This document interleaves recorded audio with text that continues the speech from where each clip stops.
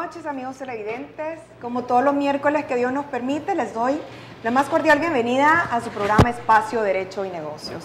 Un programa con enfoque primordialmente legal, que ha nacido para que ustedes, amigos televidentes, lo puedan convertir en su espacio a través de su intervención por medio de Facebook o correo electrónico que aparecerá en pantallas durante todo el programa. Los invitamos a que nos escriban, que despejen sus dudas o comentarios del tema de esta noche, ¿verdad? Con toda la confianza, y podemos inclusive aclarar o repetir algunos puntos específicos que se han tratado para que ustedes tengan claridad. Y bueno, en programas anteriores hemos platicado respecto al proceso de selección de magistrados, ¿verdad? Magistrados que forman parte de la Corte Suprema de Justicia. En ese proceso de selección hablábamos que la última palabra, o en la última etapa que se tiene para nombrarlo, la tiene la Asamblea Legislativa como representante del pueblo salvadoreño. Dentro de ese tema mucho se ha discutido y se escuchó en las noticias también que quién era el indicado o el facultado, ¿verdad?, para nombrarlo, si era la Asamblea Legislativa que se encontraba antes o la nueva Asamblea Legislativa. Pues la anterior Asamblea Legislativa, a finales del mes de abril, justamente antes de terminar su periodo de gestión, nombró a los nuevos 5 magistrados de la Corte Suprema de Justicia y también al fiscal general de la República. Sin embargo, este nombramiento ha causado polémica, ya que se han presentado inclusive 4 demandas de inconstitucionalidad de estos nombramientos. Y para ahondar en este tema, permítanme presentarles a nuestro panel de esta noche que nos acompaña. Les presento al doctor Mario Antonio Solano Ramírez, quien es ex magistrado de la Sala de lo Constitucional de la Corte Suprema de Justicia. Buenas noches y bienvenido, doctor. Buenas noches y muchas gracias por la invitación. Un saludo al público televidente y un saludo a los compañeros del panel.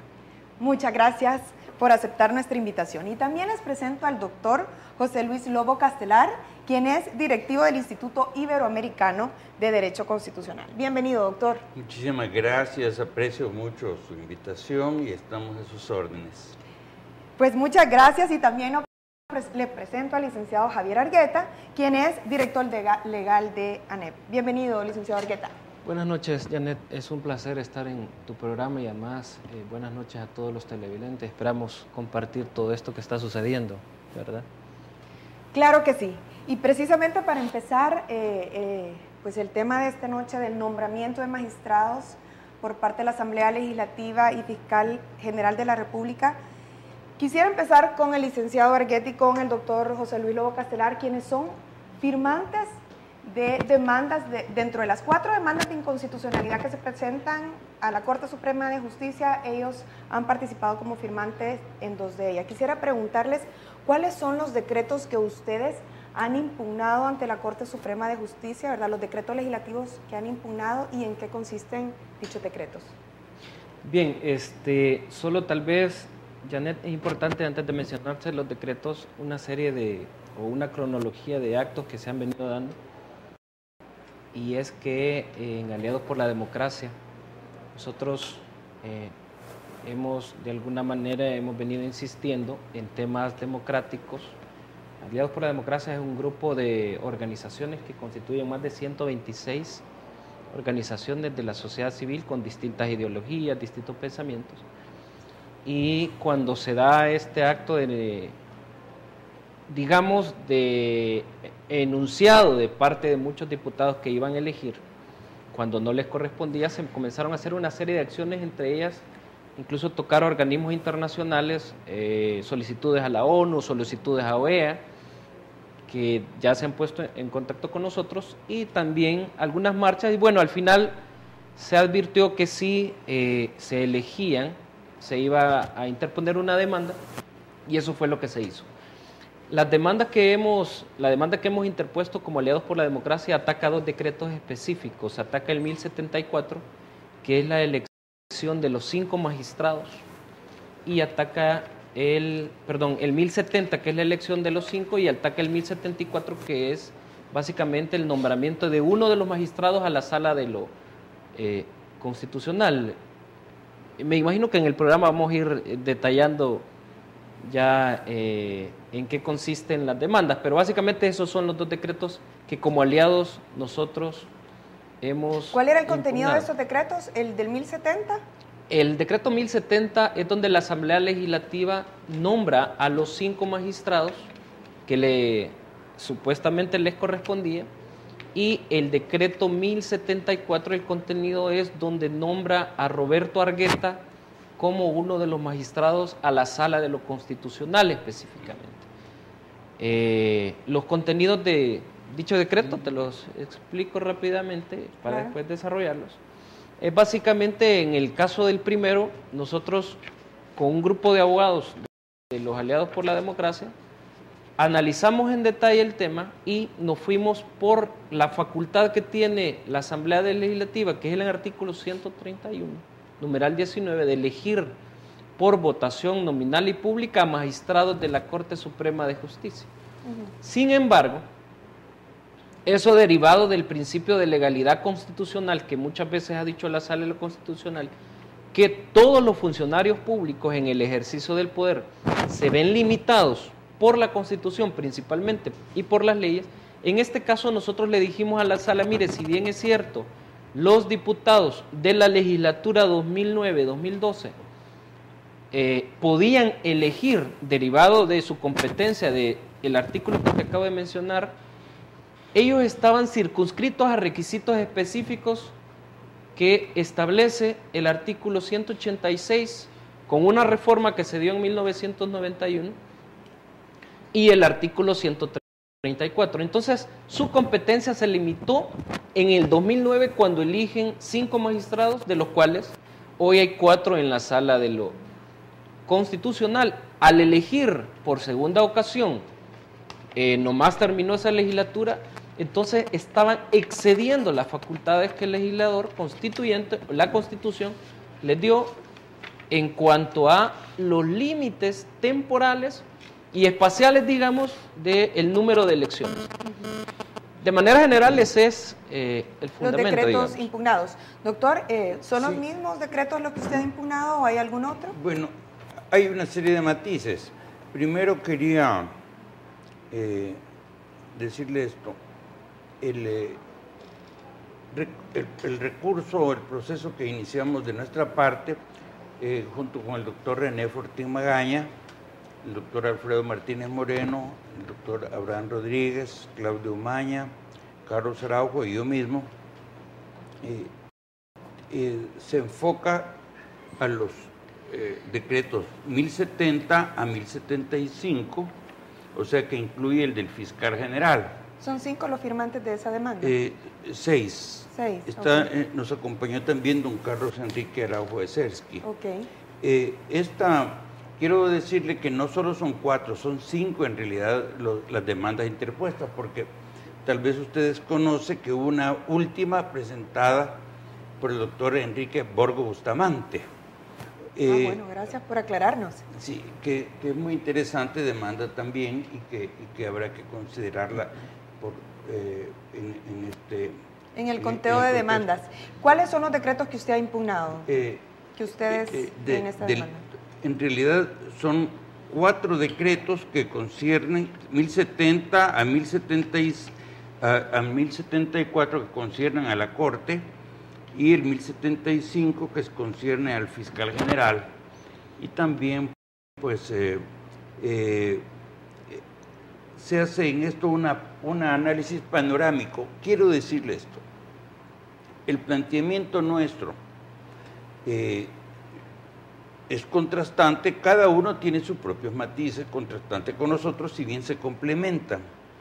Acá se parte de una visión del Estado, del sistema de gobierno y del sistema político, de lo que se preconiza, y por tanto se mencionan una cantidad de artículos que han sido violados.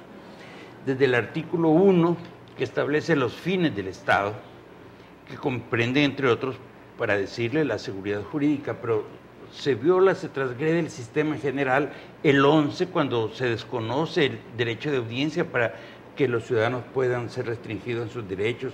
El 85, el 86, el 87, se hace una referencia a una serie de artículos además de aquellos que hacen relación directa a la elección de los magistrados.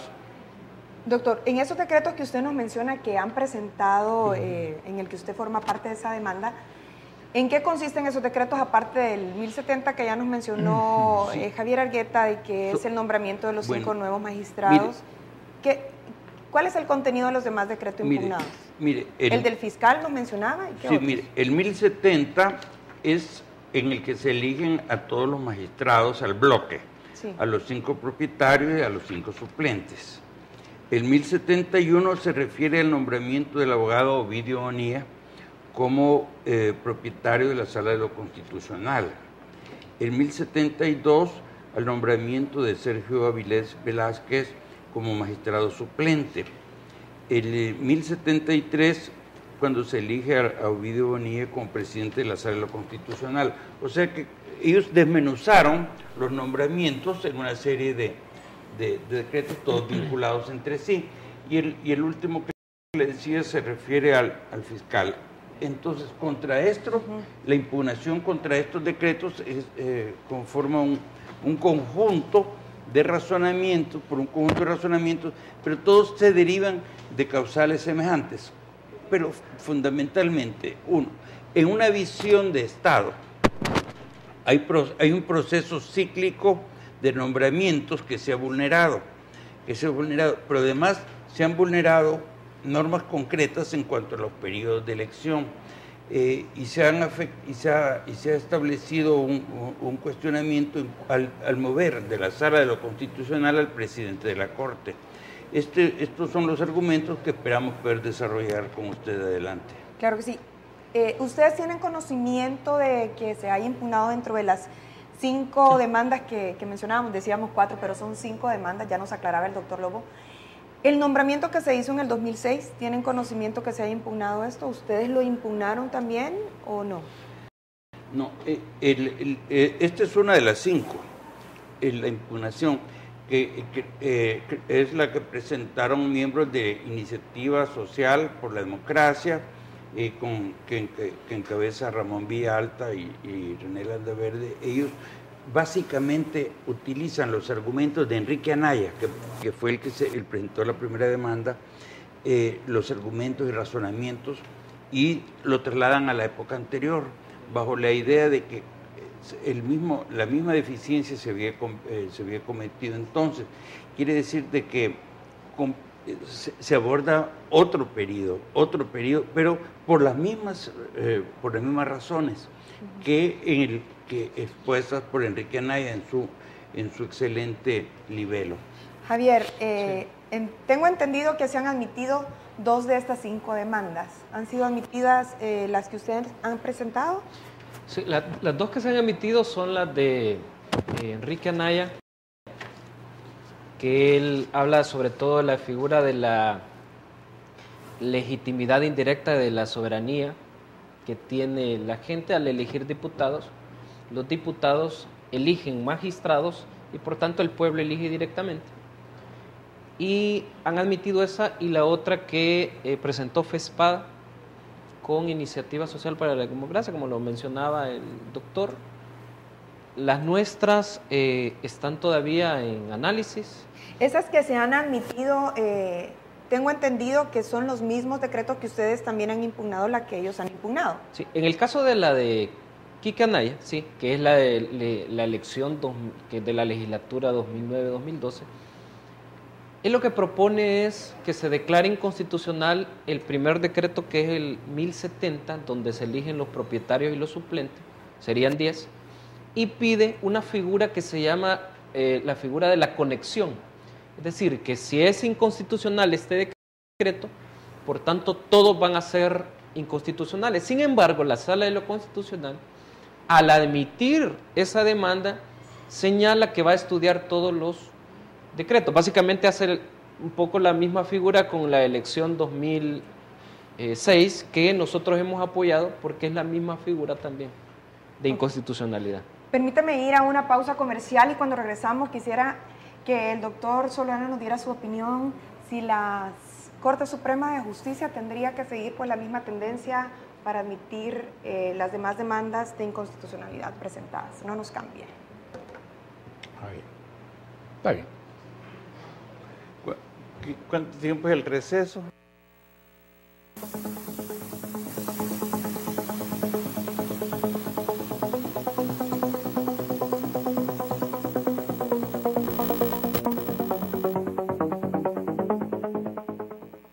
Su potencial profesional es natural.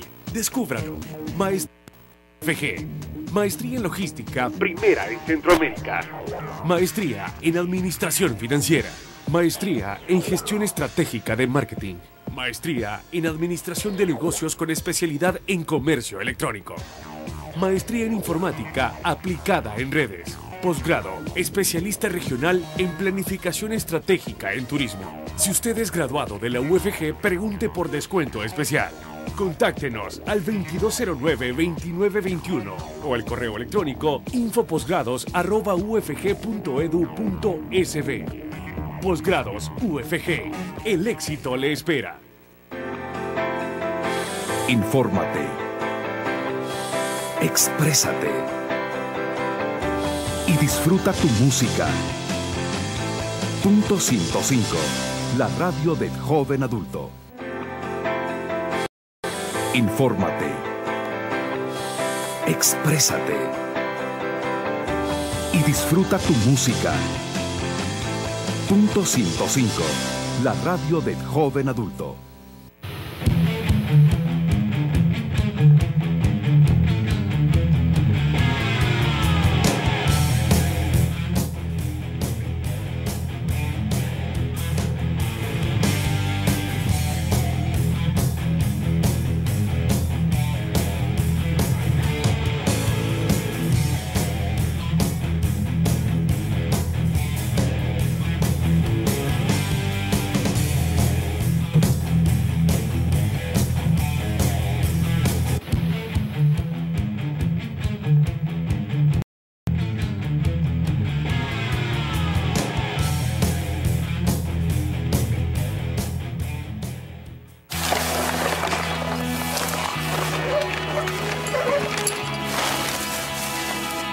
Miren eso. ¿Cómo seguirás el camino duro? ¿Qué le pasó a ese hombre? Sin saber ¡Levanten de nuevo ese si cartel! llegarás a tu meta tan distante.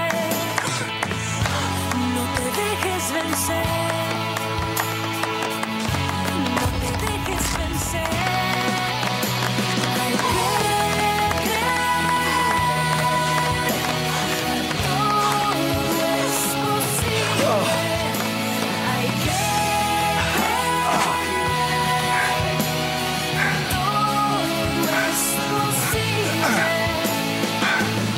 ¡Vamos, ánimo!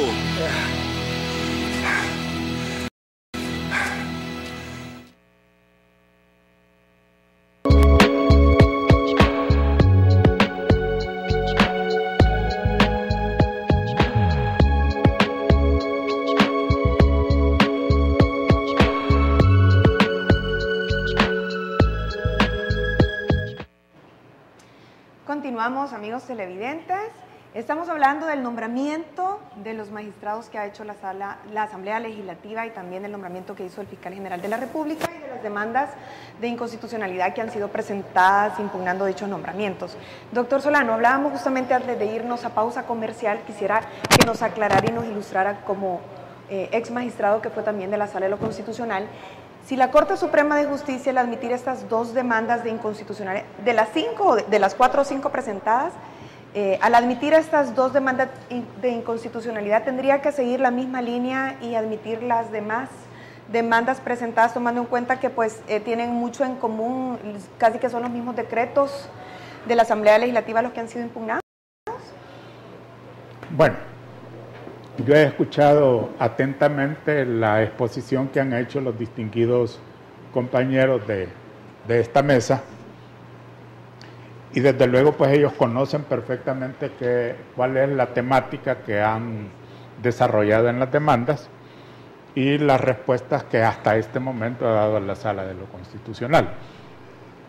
De acuerdo a lo que usted me está preguntando, quizás habría que considerar por qué es que los ciudadanos salvadoreños pueden presentar una demanda de inconstitucionalidad. Es decir, ¿a qué nos estamos refiriendo cuando decimos que un ciudadano, en este caso ellos, han presentado una demanda de inconstitucionalidad en contra del decreto de la Asamblea Legislativa por el cual se eligieron a los magistrados de la Corte Suprema de Justicia?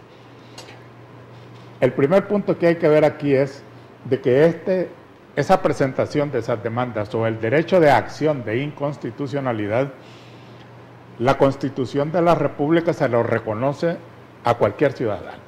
Eso es bien importante, Esta ¿verdad? es una cuestión importante. Todos los que nos ven en su casa podemos presentar una demanda. Porque es parte del debate, de lo que estamos viendo. El debate se está centrando en prácticamente reclamarle a la Sala de lo Constitucional por qué admite estas demandas de inconstitucionalidad cuando se trata de decisiones de la Asamblea Legislativa, que es un organismo del Estado que goza de potestad soberana. Entonces dice, ¿por qué en este momento la Sala de lo Constitucional pretende crear una situación difícil para el Estado admitiendo estas demandas? La respuesta es clara.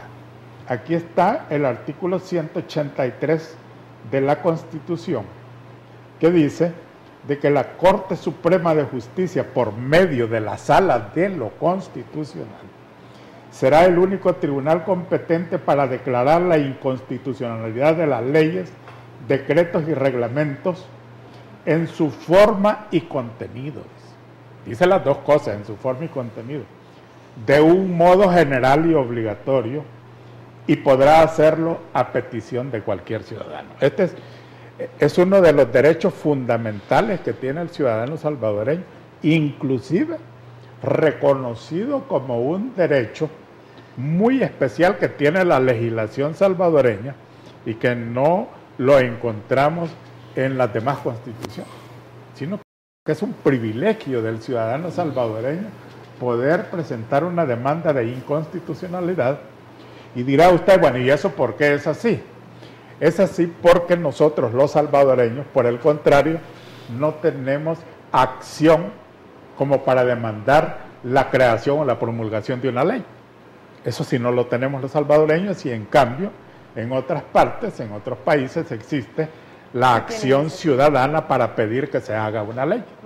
Los salvadoreños no tenemos iniciativa de ley, pero tenemos el privilegio de poder atacar una ley cuando ésta no se ciñe en su forma y en su contenido a lo que dispone la Constitución de la República. Es decir, todos los salvadoreños somos fieles guardianes del cumplimiento de nuestra Constitución. Indudablemente, esto es un mecanismo de defensa de la Constitución. Hay que verlo así. Yo creo que debemos de aprovechar este espacio para llamar al resto de poderes públicos de que no vean en estas acciones que se están generando en este momento, que no vean, digamos, una especie de lucha de poderes o de controversias entre poderes, sino que hay que verlo con un poco de amplitud de criterio.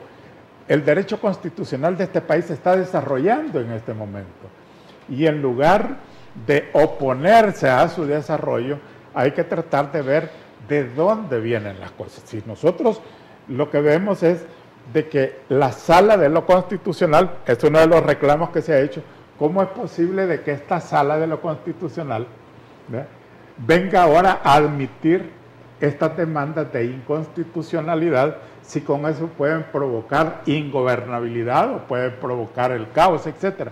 No, si la Sala de lo Constitucional lo que está haciendo es cumplir con un mandato que la Constitución le da frente a un derecho fundamental que los ciudadanos tienen de instar a la Sala de lo Constitucional para que restablezca, si es que hay deterioro del orden constitucional, entonces se le pide a la sala de que restablezca el orden constitucional que ha sido alterado por el decreto legislativo que se dio, tal como dicen los compañeros, pues de un modo irregular, alterando las disposiciones constitucionales. ¿Considera, doctor, que tendría que seguir la misma línea la Corte Suprema de Justicia y admitir el resto de demandas de inconstitucionalidad? La Sala de lo Constitucional tiene nada más una respuesta que dar cuando es instada a resolver una acción de inconstitucionalidad.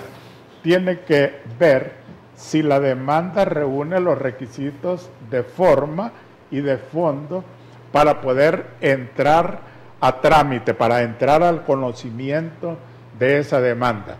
Si esos requisitos de forma primero se han llenado y luego los requisitos de fondo también, pues tiene que resolver sobre la admisión de la demanda. Eso no prejuzga, hay que llamar a los otros miembros del poder público a que eso no prejuzga de que la Sala de lo Constitucional ya está declarando la inconstitucionalidad. Al contrario, después del análisis que se hace de la demanda, viene la Sala de lo Constitucional y tiene que determinar si en sentencia definitiva va a declarar la inconstitucionalidad de la ley o de los decretos que se les después de todo el proceso demandando. Entonces ¿sí? Entiendo que las demás demandas que aún no han sido admitidas dependerá si han reunido los requisitos de forma y fondo. Exacto. Y hasta entonces la Sala de lo Constitucional primero va a declarar si la admite. Segundo, puede declarar también una prevención en caso de que algunos de esos requisitos no se hayan llenado. Y tercero, en sentencia definitiva puede dar una gama de sentencias de acuerdo a lo que se le ha pedido. Puede ser, y es el caso más grave, de que declare la inconstitucionalidad del decreto de elección. Pero puede suceder también de que declare improcedente la demanda.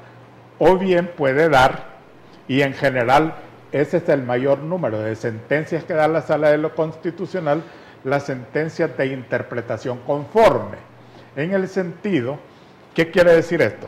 De que de dos o más interpretaciones posibles que tenga a su disposición la Sala de lo Constitucional, puede dar aquella sentencia que sea más conforme al espíritu y a la letra de la Constitución. O sea, pues de que son varias cosas las que puede hacer la Sala de lo Constitucional. Quisiera preguntarle al doctor Lobo y también al licenciado Javier Argueta, ¿cuáles son para ustedes que han presentado demandas, cuáles son pues los principios constitucionales que consideran que han sido vulnerados con estos decretos legislativos que han impugnado? Bien, nosotros, como te lo resumía al inicio, cuando hicimos el análisis, hay un principio fundamental que de alguna manera viene de hace siglos y que es el pilar fundamental de cualquier democracia, digamos, que es el tema de la división de poderes. Derivado de ello surge la figura del principio de legalidad. El principio de legalidad no es más que cualquier funcionario público que ostenta tal calidad tiene límites derivados de normas.